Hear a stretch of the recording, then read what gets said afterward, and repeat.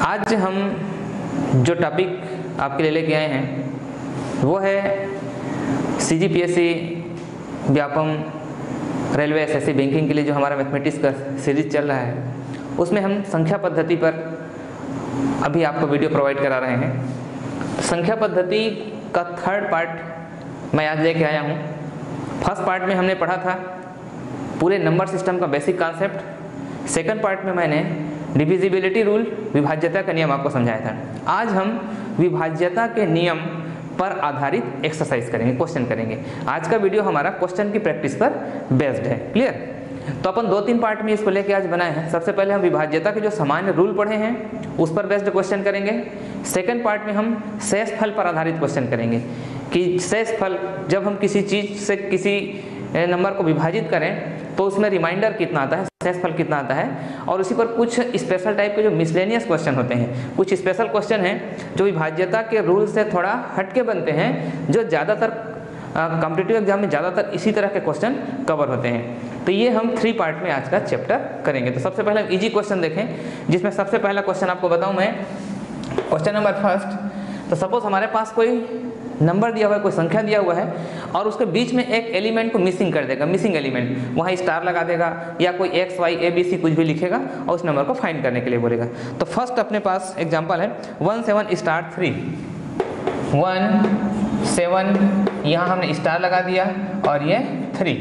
अब यहाँ पर जो नंबर आपको बताया गया है 1 7 स्टार, ये स्टार है। यहाँ पर कोई वेरिएबल भी लिख सकता है, A लिख सकता है, B लिख सकता है, X, Y भी लिख सकता है।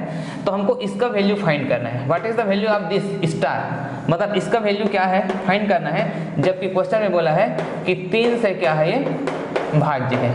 तो हमारा क्वेश्चन क्या होगा, देखिए 17*3 में इस स्टार की जगह कौन सा नंबर होना चाहिए, और वो नंबर छोटी सी छोटी, क्योंकि उसके बाद तो बहुत सारे नंबर हो सकते हैं उसमें।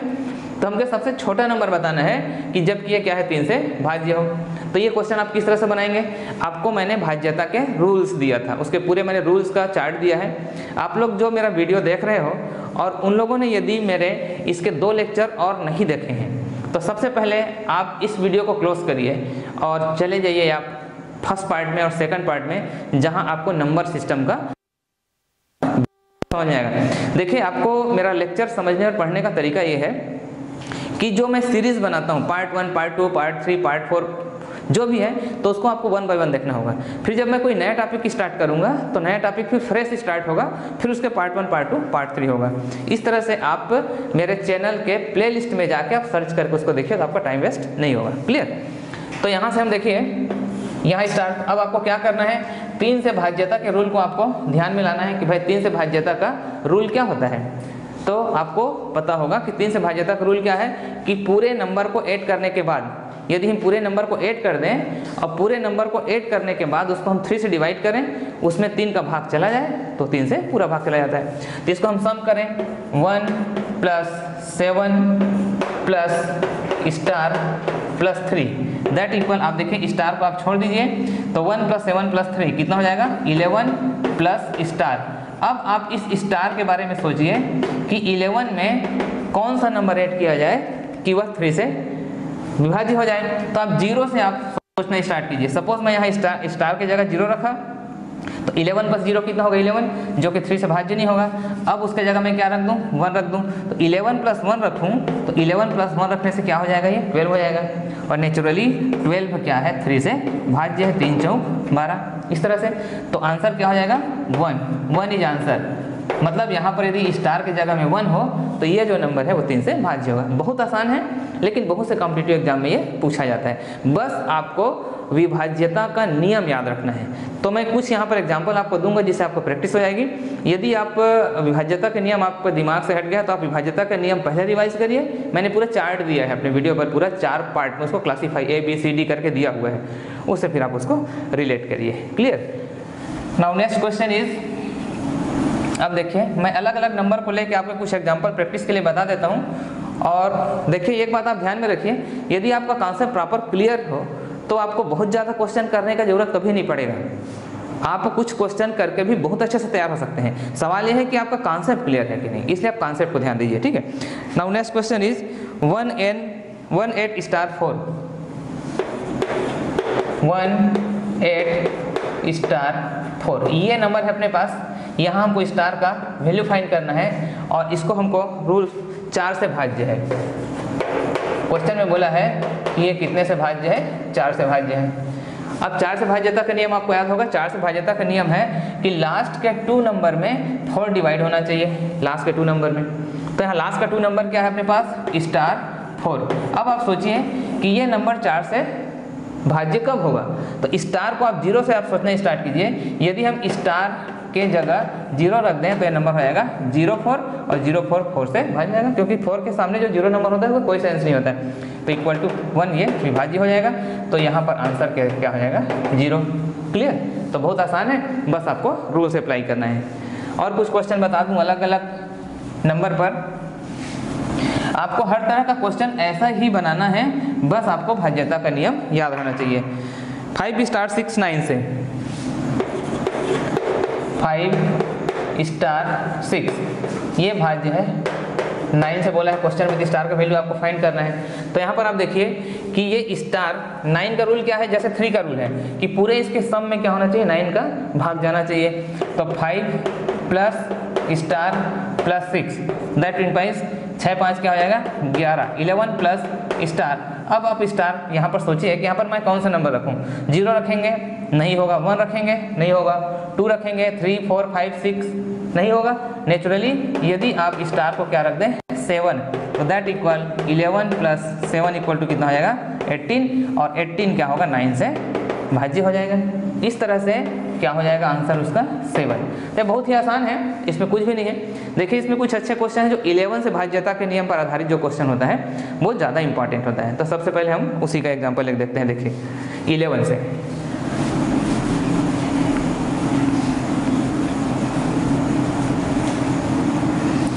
से भाज्यता के नियम के लिए हम एक एग्जाम्पल लेते हैं। यहाँ पर स्टार 5 3 4 5 7 5 स्टार 3 5 3 4 5 7 3 4 5 7 ये हमारा क्वेश्चन है। और यहाँ पर हमको बोला गया है 11 से ये भाज्य है। अब हमको स्टार का वैल्यू फाइंड करना है। तो 11 से भाज्यता का नियम आपको याद होगा कि इसमें क्या करते हैं, जो सम स्थान पर जो नंबर है और विषम स्थान पर जो नंबर है उनका हम क्या करते हैं, योग ज्ञात करते हैं। तो यहाँ पर देखिए सम में कौन कौन है 5 1 2 3 4 5 6 ये तो सम स्थान का योग, सम स्थान पर जो नंबर उनका योग निकाल लें तो कितना हो गया, ये हो गया 7 3 10 5 15, ये हो गया 15। इसका विषम का योग, यदि हम विषम से स्थान के नंबर का योग ज्ञात करें तो क्या है यहाँ पर 7 प्लस 4, ठीक है 7 4 11 अब प्लस स्टार 11 प्लस स्टार। अब रूल क्या कहता है देखिए 7, ये देखिए ये 7 4 11 क्लियर और प्लस स्टार। अब हम रूल क्या करता है कि इसका और इसका जो नंबर है उसका दोनों का अंतर क्या होना चाहिए 0। तो आप यहाँ पर ये सोचिए स्टार की जगह में कौन सा वैल्यू मैं रखूँ कि यह भी क्या हो जाए 15 हो जाए, तभी तो 15 में 15 माइनस होकर क्या होगा 0 होगा। क्लियर। तो नेचुरली यहाँ पर स्टार को क्या रखना चाहिए, 11 प्लस 4 इक्वल टू 15। अब 15 को 15 से माइनस करने से 0 मिलेगा, क्योंकि भाज्यता का रूल का 2 कॉन्सेप्ट है यहाँ पर। 11 से भाज्यता का रूल आपको क्या कहता है कि सम स्थान के अंकों का योग और विषम स्थान के अंकों का योग को माइनस किया जाए तो या तो उसका अंतर 0 आना चाहिए या तो उसका अंतर क्या आना चाहिए, उसके अंतर में 11 का भाग चले जाना चाहिए। क्लियर। तो यहाँ पर इसका आंसर रहेगा। तो बहुत आसान है। कुल मिला के आपने 3-4 क्वेश्चन से एक बात देखे होंगे कि यदि आपको भाज्यता पर इस तरह के क्वेश्चन बनाने हैं तो ओनली आपको रूल लर्न करना है, और मैंने अपने सेकंड पार्ट के वीडियो में इसके रूल को बहुत अच्छे से एक्सप्लेन किया है, वहाँ से आप देख सकते हैं। क्लियर। अब हम इसमें देखते हैं कुछ शेषफल पर आधारित प्रश्न जो कि बहुत इंपॉर्टेंट है। कुछ रूल्स मैं बता दूं, उसके लिए रूल्स बताऊंगा और मैं चाह रहा हूं कि उसके साथ में उसके क्वेश्चन की भी आपको साथ ही साथ प्रैक्टिस करा दूं। तो देखिए अभी हम पढ़ेंगे घातांकी भाग पर आधारित प्रश्न। घातांकी भाग, घातांकी भाग मतलब क्या होता है, इंडाइसेस रूल कहते हैं इंग्लिश में। जो घातांकी भाग होगा, घातांकी भाग पर आधारित प्रश्न। इसको मैं 3 पार्ट में आपको डिवाइड करके बता रहा हूँ और साथ ही साथ उसके एक्सरसाइज भी आपको कराते जाऊँगा एक एक पैटर्न पर, ठीक है। तो सबसे पहले अपन पार्ट ए, तो यहाँ पर एक रूल है n के सभी मानों के लिए, n के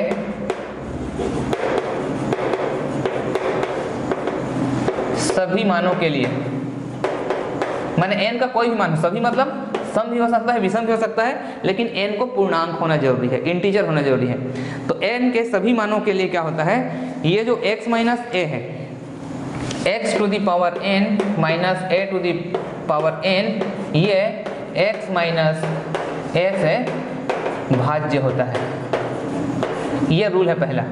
एक बार और ध्यान दीजिए, n के सभी मानों के लिए, मतलब यहाँ पर जो n का मान है वो कुछ भी हो, सम हो या विषम हो, लेकिन पूर्णांक होना चाहिए। तो इस पैटर्न का जो क्वेश्चन रहेगा x to the power n minus a to the power n, ये x माइनस a से पूर्णतः माने भाज्य, मतलब पूर्ण भाज्य हो जाता है, ये पूर्ण हो जाता है भाज्य। अब यहाँ पर मैं एक आपको इसका एग्जाम्पल बताऊँ तो आपको अच्छे से क्वेश्चन समझ में आएगा। तो एक एग्जाम्पल लेते हैं। यहाँ पर देखिए 68 to the power 88, 68 to the power 88 divided by 67। देखिए इस क्वेश्चन को वाच करने का एक तरीका ये है कि यहाँ पर x माइनस a से भाज्य है, तो यहाँ पर जो बेस होगा, ये बेस है तो इसका बेस 68 है, तो उसमें एक कम होना चाहिए, इसमें से इससे माइनस होना चाहिए, एक कम हो या जितना भी उससे कम होना चाहिए, ज़्यादा नहीं होना चाहिए, अदरवाइज x प्लस a के रूल में चला आएगा। तो यदि अब यहाँ पर हमको पूछा क्वेश्चन में कि 68 टू द पावर 88 में 67 को भाग देने से शेष फल कितना आएगा, हमारा क्वेश्चन क्या है इसमें, शेष फल कितना आएगा, मतलब रिमाइंडर, शेष फल कितना आएगा हमको बताना है। तो क्या करेंगे, हम इसको इस पैटर्न पर एडजस्टमेंट करेंगे। तो इसको हम क्या लिख सकते हैं, 68 टू द पावर 88 और माइनस, इसको चाहिए माइनस, यहाँ पर 1 चाहिए तो ये 1 कर दिए, 1 का पावर, यहाँ देखो x का पावर n है, यहाँ पर जो बेस उसका पावर भी n होना चाहिए। तो 68 का पावर 88 है, 1 का पावर यदि हम 88 लिखें तो 1 ही होगा। क्यों होगा, क्योंकि 1 का कुछ भी पावर 1, तो इसको लिखने की आवश्यकता नहीं है। अपान ये 67 है, इसको इस फॉर्म में लिखेंगे तो इसको हम लिख सकते हैं 68 माइनस 1। अब यहाँ पर आप देखिए, आपने यहाँ पर माइनस 1 कर दिया, तो 1 तो हमने जबरन माइनस 1 कर दिया, वहाँ तो था नहीं, तो इसको एडजस्टमेंट करने के लिए क्या लिखेंगे, हम प्लस 1 लिखेंगे। यहाँ का एडजस्टमेंट ध्यान दीजिए कि माइनस 1 प्लस 1 के साथ में कैंसिल आउट हो जाएगा और आएगा यही, मतलब हमने केवल इसके फॉर्म को इस फॉर्म में चेंज किया है। क्लियर। अब यहाँ पर देखिए ये जो नंबर है ये क्या होगा, पूर्ण भाज्य होगा, क्योंकि रूल क्या कहता है, x to the power n minus a to the power n, x to the power n minus a to the power n upon x minus a। यहाँ पर a का वैल्यू 1 है, ये पूर्ण भाज्य होता है। तो बच क्या आ गया अपने पास, बच गया 1। तो यहाँ पर इसका आंसर क्या हो जाएगा, इस क्वेश्चन में इसका शेष फल कितना आएगा, 1 आएगा, ये इसका आंसर होगा। तो यहाँ पर देखिए n के सभी मानों के लिए, यहाँ पर मैंने आपको सम का एग्जाम्पल लिया है, एक एग्जाम्पल आपको मैं विषम का भी बता देता हूँ। देखिए 18 to the power 15, 18 to the power 15 plus 4 upon 17 plus 4 upon 17, ये क्वेश्चन है और यहाँ पूछा गया है कि शेषफल कितना आएगा। देखिए यहाँ पर मैंने इसका पावर को क्या लिया था, सम लिया था। अब यहाँ पर मैंने इसके पावर को क्या ले लिया, विषम ले लिया। अब इसके पावर को मैं विषम ले लिया और यहाँ पर आप देखिए ये 18 है और ये 17। ये आपको सबसे पहले वाच करना है कि यहाँ का नंबर इससे कम होना चाहिए, एक कम हो, एक कम होने से ऐसी पता चल जाता है a का मान 1 हो गया। अब हम इसको कैसे लिखेंगे, 18 टू द पावर 15 और इसके साथ माइनस 1 चाहिए और अपान इसको हम लिख सकते हैं 18 माइनस 1। तो 18 माइनस 1 क्या होगा, 17 होगा। अब यहाँ माइनस 1 किया तो प्लस 1 भी करेंगे, माइनस 1 किया तो प्लस 1 भी करेंगे और प्लस 4 तो ऑलरेडी है पहले से। अब यहाँ पर देखिए दैट इक्वल, इतना जो नंबर है वह पूर्ण भाज्य होगा रूल से, क्योंकि ये क्या है, पूर्ण भाज्य होता है। तो ये जो मैं बॉक्स में बंद किया ये पूर्ण भाज्य होगा। तो आपके पास क्या बच गया, ये एक्स्ट्रा बच गया और यही क्या होगा, शेषफल होगा। तो शेषफल कितना हो जाएगा, ये 5 हो जाएगा, ये शेषफल 5 हो जाएगा। क्लियर। तो इस तरह से n के सभी मानों के लिए x to the power n minus a to the power n x minus n से पूर्णतः भाज्य होता है। तो ये आसान क्वेश्चन है, बस आपको एडजस्टमेंट करना है। यहाँ पर एक बात आपको ध्यान देना है कि x माइनस a है तो उसी फॉर्म में इसको हमको कन्वर्ट करना है। अभी मैं प्लस वाला भी बता रहा हूँ तो कंपेरेटिवली आप उसको अच्छे से समझ जाएंगे। क्लियर। अब देखते हैं हम नेक्स्ट रूल, बी पैटर्न के क्वेश्चन।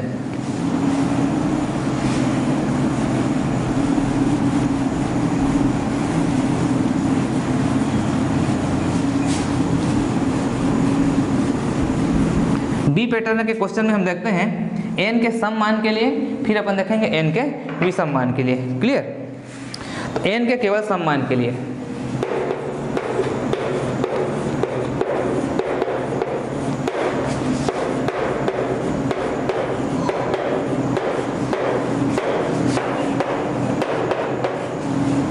n के केवल सम मान के लिए मतलब क्या होगा, यहाँ पर ये जो नंबर अपन n लेंगे वो केवल क्या होगा, सम संख्या होगा। क्लियर? तो यहाँ पर जो रूल होता है n के केवल सम मान के लिए वो होता है x to the power n minus a to the power n, ये जो होता है वह x प्लस a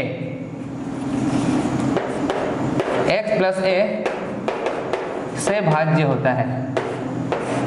मतलब क्या हुआ, यदि n का पावर, यहाँ पर जो n है ये क्या हो, सम संख्या हो, तो उस कंडीशन में यह x प्लस a से भाज्य होता है। क्लियर? मतलब यहाँ पर +1 के फॉर्म में। आप एग्जांपल से उसको ढंग से समझ पाएंगे। देखिए इसके लिए मैं आपको एक एग्जांपल लेता हूँ। ये एग्जांपल देखिए, 75 to the power 64, 75 to the power 64 plus 5 और अपान 76। यहाँ पर एक इम्पॉर्टेंट बात आप वॉच कर रहे होंगे कि अभी तक मैंने जितना एग्जांपल लिया था उसमें यहाँ जो नंबर था, यहाँ का नंबर उससे क्या था, ज़्यादा था, एक ज़्यादा था, उसको आप -1 करते थे। लेकिन यहाँ पर सम विषम कुछ भी हो सकता था। अब यहाँ पर देखिए क्या है, केवल सम है, इसका मान सम है, तो आप इसको किस तरह से एडजस्टमेंट करोगे, that implies 75 to the power 64 और क्या चाहिए, -1, तो यहाँ पर आप -1 लिखेंगे ये, क्योंकि ये माइनस के फॉर्म में है। लेकिन नीचे को कैसे लिखेंगे, 76 तो प्लस के फॉर्म में लिखेंगे। इसको हम लिख सकते हैं 75 प्लस 1। क्लियर?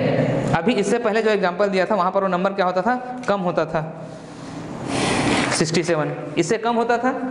यहाँ ये नंबर इससे कम होता था। थोड़ा बात करेंगे, अदरवाइज आपको कंफ्यूजन हो जाएगा। यहाँ के नंबर से यहाँ का नंबर यदि कम हो तो माइनस में ब्रेक करना है, लेकिन नीचे का नंबर ऊपर के नंबर से क्या हो, बड़ा हो। देखिए 75 है, 76 एक ज़्यादा है, तो उसको प्लस में ब्रेक करना है। अब प्लस में ब्रेक करने से ये कंडीशन आएगा, तो ये केवल सम संख्या के लिए ही लागू होगा। आगे हम इसको सॉल्व करें, दैट इक्वल, तो यहाँ पर आप देखो -1 किए हो तो यहाँ पर +5, -1 किए हो तो क्या करना पड़ेगा, अपने को +1 करना पड़ेगा। जब भी आप -1 करेंगे तो तुरंत +1 करेंगे उसके एडजस्टमेंट के लिए, क्योंकि दोनों कट के 0 हो जाएगा और ये 5 तो 5 रहेगा ही। अब भाज्यता का रूल क्या कहता है कि ये तो पूर्णतः भाज्य होगा इतना, क्योंकि हमने रूल में लिखा है x to the power minus a to the power n, x to the power n minus a to the power n upon x plus 1, ये पूर्ण भाज्य हो गया। तो जो नंबर बच गया ये शेषफल होगा, तो सीधा इस पर सॉल्व करने की जरूरत नहीं है, ये शेषफल हो जाएगा कितना, 6, ये शेष इसका 6 इसका आंसर हो जाएगा। क्लियर? तो यहाँ पर आपको वॉच करना है ओनली कि किस पैटर्न का एग्जाम्पल है। पैटर्न आप वॉच करेंगे तो आपको रूल से पता चल जाएगा। क्लियर? नेक्स्ट सी, विषम मान के लिए, n के केवल विषम मान के लिए अपन देखते हैं। देखिए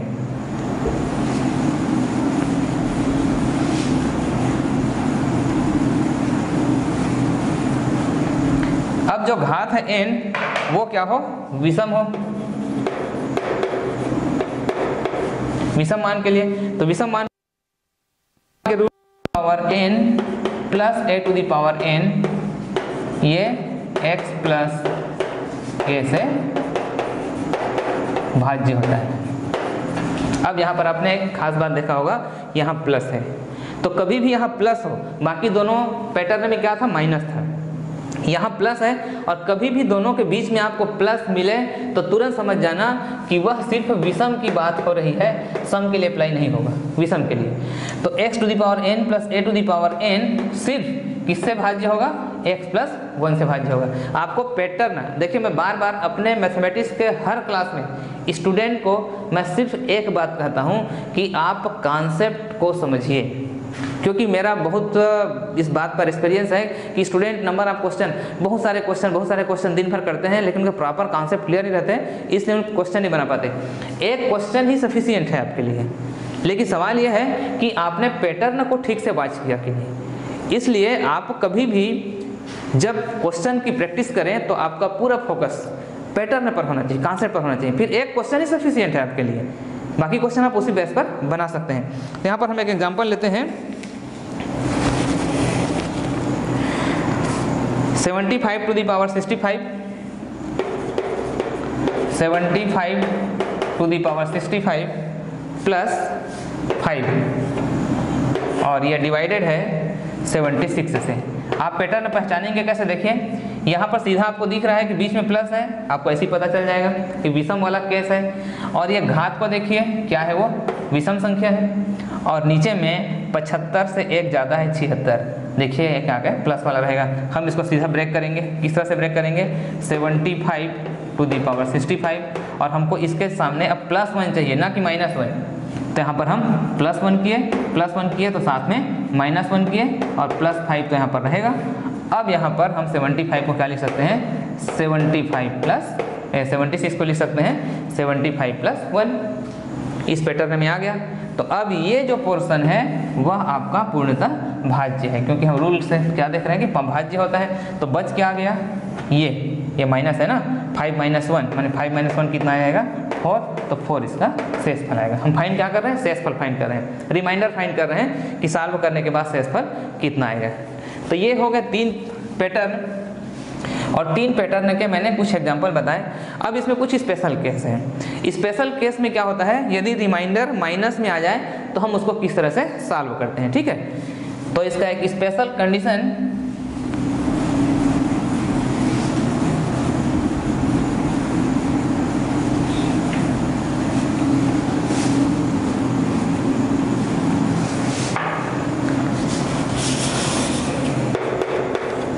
special case,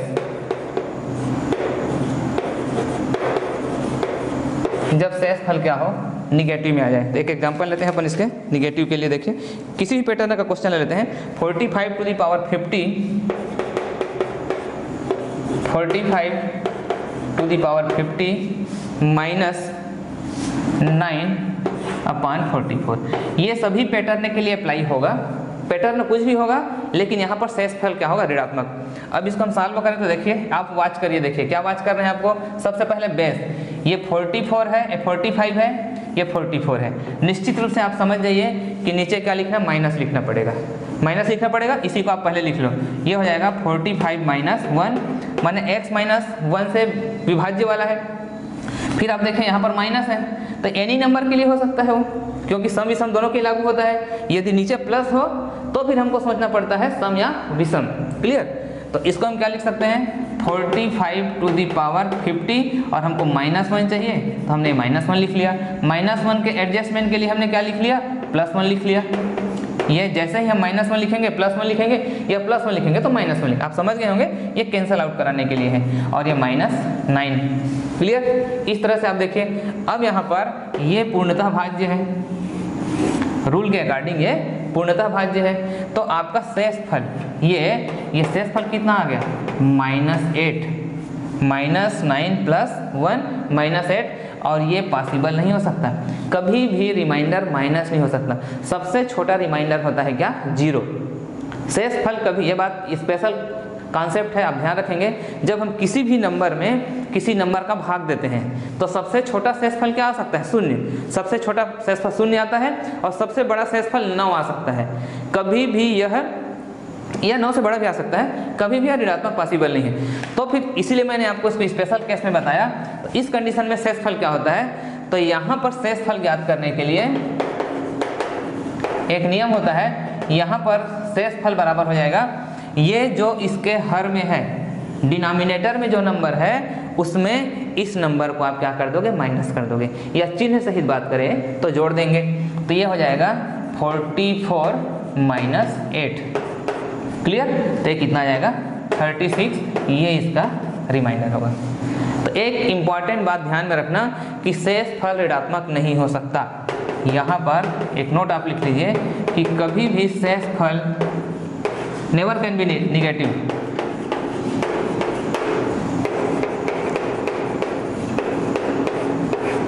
reminder never can be negative, शेषफल कभी भी ऋणात्मक नहीं हो सकता। तो आप ध्यान रखना, कभी भी आपको शेषफल ऋणात्मक रूप में मिले तो तुरंत उसको क्या करना है, इसके बटे में जो रहेगा, मतलब जिसमें हम उसका भाग देते रहेंगे, उससे उस नंबर को क्या करना है, माइनस करना है, तो आपको शेषफल में फाइंड हो जाएगा। ये स्पेशल केस है।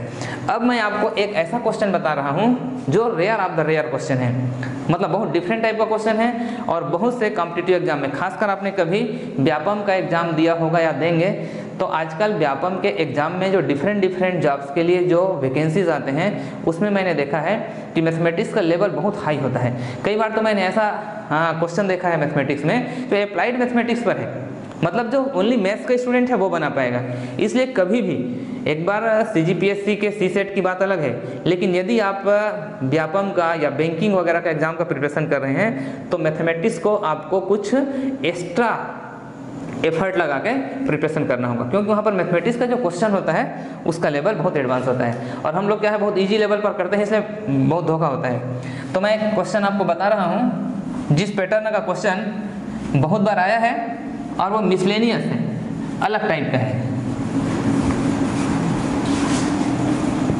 आप इस क्वेश्चन को बहुत ध्यान से समझिए। 13 to the power 73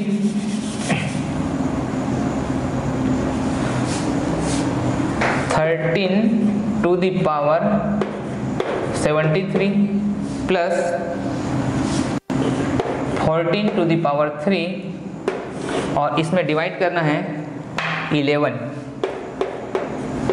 ये 11 को डिवाइड करना है और इसमें आपको शेषफल फाइंड करना है। देखिए क्वेश्चन को, इसमें बहुत सारे क्वेश्चन का मिक्सअप है। यहाँ पर आप देखिए 1 नहीं बना सकते, अलग टाइप का क्वेश्चन है। ये क्वेश्चन को आपको करना क्या है, यहाँ पर सबसे पहले आप ध्यान देंगे कि यहाँ पर जो बेस होगा, ये बेस है, इसको बेस कहता है, ये पावर कहलाता है। तो यहाँ जो बेस होगा उससे इस जो डिवाइड हो रहा है उसको छोटा होना चाहिए, भी छोटा है इससे। तो सबसे पहला स्टेप आप क्या लिखेंगे, इस स्टेप को थोड़ा ध्यान समझना। आप इसके बेस में 11 को डिवाइड कर दो। बेस क्या है 17। मैं यहाँ पर आपको रफ फर्क करके बता भी रहा हूँ, बहुत आसान काम है, लेकिन मैं उसको तो बहुत रिलैक्स बता रहा हूँ, तो ध्यान समझिए, क्योंकि रेयर क्वेश्चन, इसको आप सीख गए तो समझ लीजिए आप बहुत इस तरह के क्वेश्चन को इजी वे बना सकेंगे। 17 में 11 को भाग दें तो 11 एकम 11 और कितना शेषफल बचेगा, 6 बचेगा। क्लियर। तो यहाँ पर जो रिमाइंडर आपका बचेगा 6, ठीक है।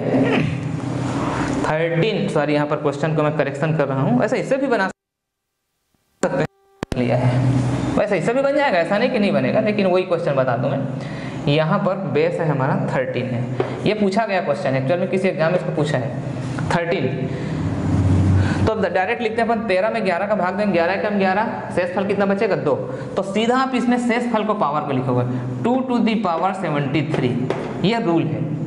क्लियर। और 14 में 11 का भाग है, 11 एकम 11, कितना बचेगा 3, तो 3 to the power 3 अपॉन 11। पहला स्टेप क्या बताया मैंने, समझ गए आप। पहला स्टेप बताया कि इसके बेस में इसको डिवाइड करना है, जो शेषफल आएगा उस शेषफल के घात के रूप में इसको लिख देना है। क्लियर। अब आगे समझिए, यहाँ पर इसका यदि घात क्या हो जाए विषम, तो उसको आपको सम बनाना है। कैसे बनाना है मैं एक अलग एग्जांपल देता हूँ। जैसे कहीं पर 7 का घात 3 है जो कि विषम है, इसको मैं क्या लिख सकता हूँ 7 × 7 to the power 2। अभी मैंने आपको घातांक नियम नहीं पढ़ाया है, मेरे नेक्स्ट वीडियो में यह हो सकता है, उसके बाद वाले वीडियो में आपको घातांक नियम, क्योंकि बहुत जरूरी है, कुछ बेसिक चीज़ों को लेके मैं 3-4 वीडियो में आपको दूंगा, वो आपको करना है, तो मैं घातांक नियम बता दूंगा। यहाँ आप थोड़ा समझा देता हूँ। तो यहाँ पर गुणा होता है तो घात आपस में जुड़ते हैं, तो 2 और इसका घात 1 है, 2 धन 1 कितना हो गया 3। देखिए अब इसका घात क्या हो गया, सम हो गया, मतलब 3 था उसमें से 1 को अलग कर दिया तो 2 हो गया। इसी तरह से हम यहाँ पर क्या करेंगे, घात को सम बनाएंगे। तो यहाँ पर 73 है, तो इसको मैं क्या लिख दिया 2 × 2 to the power क्या लिख सकते हैं 72, 72 लिख सकते हैं। तो 72 और 1 73, 73 हो गया, और 72 क्या हो गया सम हो गया, और प्लस इसको आप ऐसे ही रहने दीजिए 3 to the power 3। इसको बाद में बात करेंगे क्योंकि इसका बेस अभी छोटा है, बाद में सॉल्व हो जाएगा 11। अब आगे इसको यदि हम सॉल्व करें, देखिए तो क्या हो जाएगा दैट इक्वल। अब एक चीज़ आप ध्यान में रखिए, ये 11 है और आपको ये जो नंबर है ये इसको 11 से बड़ा बनाना है, और ये तो 11 से ऑलरेडी बड़ा है क्योंकि 27 है, 3 का घात 3, 3 तिया 9, 9 तिया 27, तो इसको आपको 11 से बड़ा बनाना है। तो घातांक नियम से इसको हम लिख सकते हैं 2 इंटू, देखिए यदि मैं इसको 2 का घात 2 करूँ तो 2 दूनी 4 आएगा, 2 का घात 3 करूँ तो 8 आएगा, 2 का घात 4 करूँ तो कितना आएगा 16 आएगा। तो इसको मैं 2 का घात 4 बना दूँ, 2 का घात 4, अब क्या होगा ये 4 घातांक नियम से, घातांक नियम मैं आपको मेरे वीडियो में आपको मिलेगा, घातांक नियम आपको एक स्पेशल टॉपिक है उसको कवर करना पड़ेगा। यदि आपको यहाँ प्रॉब्लम आता है तो थोड़ा समझ लीजिए, बाद में आप घातांक नियम वाले मेरे वीडियो देखेंगे सब क्लियर हो जाएगा।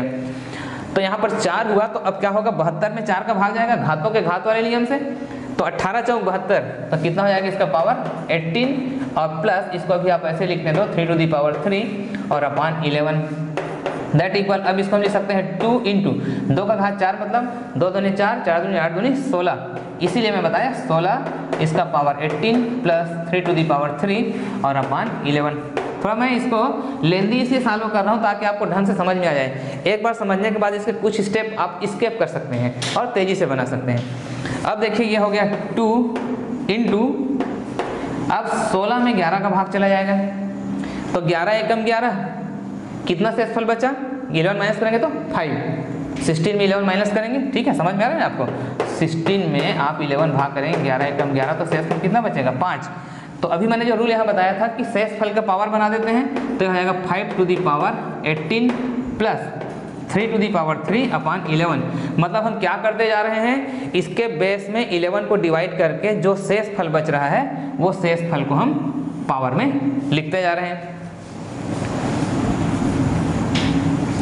अब आगे देखिए इसको हम क्या लिख सकते हैं, दैट इक्वल 2 इंटू, अब ये 5 की घात 18 है, तो इसको हम फिर क्या लिखना है अपने को 11 से बड़ा बनाना है, तो क्या कर सकते हैं 5 का घात 2, इसको मैं लिख दिया 5 टू दी पावर 2, और 18 में 2 का भाग देंगे कितना हो जाएगा 9, 9 दूनी 18 और plus 3 to the power 3 upon 11 that equal 2 into, अब ये कितना हो गया 25, 25 में फिर 11 का भाग चला जाएगा, क्लियर, ये 5 का वर्ग माने 25 है, एक बार लिख देता हूँ मैं, ये हो गया 25 to the power 9 plus 3 to the power 3 upon 11 that equal 2 into, अब 25 में हम 11 का भाग देंगे तो 11 दूनी 22, तो कितना बचेगा 3, तो ये हो जाएगा 3 to the power 9 plus 3 to the power 3 upon 11 that equal, मैं क्या करते जा रहा हूँ देखिए बेस को हम बड़ा बनाते जा रहे हैं। अब यहाँ पर 3 है, 3 में 11 का भाग नहीं जाएगा, तो 3 को वर्ग कर दूं तो 3 दिया 9, उसमें भी जाएगा, 3 का 3 कर दें तो 27, तो फिर वैसे ही कर दो 2 इंटू 3 टू दी पावर 3 और 3 का इसमें भाग देंगे, 3 तिया 9, 9 में 3 का भाग देंगे ये हो जाएगा, और plus 3 to the power 3 upon 11 that equal, देखिए ये 27 है 2 गुणित 27 में यदि हम 11 का भाग दें तो 11 दूनी 22 और कितना बचेगा 5, तो क्या हो जाएगा 5 का पावर 3 प्लस, अब आप यहाँ पर भी भाग दे दो तो 27 में भाग हो जाएगा 5 अपान 11 दैट इक्वल, आगे हम इसको सॉल्व करें देखिए, तो क्या हो जाएगा 2 गुणित 5 का घात 3 मतलब 125 और धन 5 बटे 11। अब इसमें क्या करिए 125 में आप 11 को भाग कर दीजिए, तो 125 में 11 का भाग करोगे तो आपको शेषफल मिलेगा 4, 125 में जो बड़ा नंबर उसी में भाग करना है केवल, 125 में 11 का भाग करोगे तो शेषफल 4 मिलेगा, शेषफल 4 मिलेगा तो 4 को लेंगे,